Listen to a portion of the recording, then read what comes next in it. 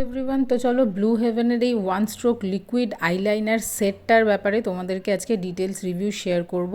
তো এই সেটগুলোতে pack of 2 আসে, দেখেই নিতে পারছো। আর এইখানে আমি যে ভেরিয়েশনটা নিয়েছি এটার নাম হলো নিয়ন নাইট। এখানে দুটো কালার আছে, একটা হলো নিয়ন পিঙ্ক আর একটা হচ্ছে ডার্ক ব্লু।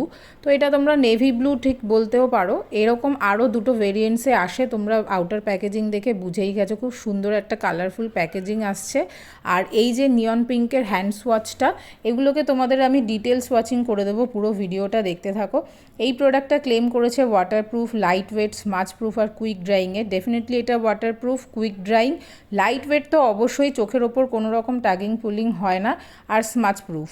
বাট এটা যেটা ক্লেম করেনি সেটা হলো হেল ড্যাম পিগমেন্টেশনের।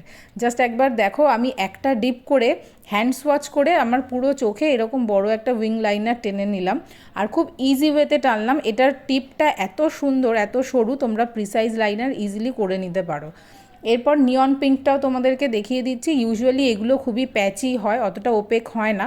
এক্ষেত্রে নিয়ন পিঙ্কটার পিগমেন্টেশন একবার দেখো, ভীষণ সুন্দর আর ওপেক একটা ফিনিশ আসছে। এগুলো খুব বেশি লং লাস্টিং নয়, 3-4 ঘন্টা আরামসে থেকে যাবে, কিন্তু তোমাদের মধ্যে যাদের আইলিড অয়েলি তাদের জন্য এটা একটু প্রবলেমেটিক হতে পারে। এটাকে আমি 100% স্মাচ প্রুফ কখনোই বলবো না, কারণ খুব বেশি টাগিং পুলিং হলে এটা কিন্তু চিপ অফ হয়ে আসছে। তোমরা সেটা ভিডিওতে দেখতে পাবে। তবে আমার মনে হয় না যে আমরা কেউই আইলাইনার অ্যাপ্লাই করার পর চোখের ওপর এরকমভাবে টাগিং পুলিং করে থাকি।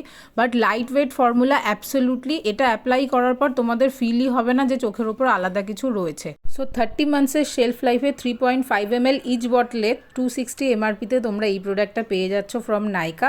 Overall it's a good product.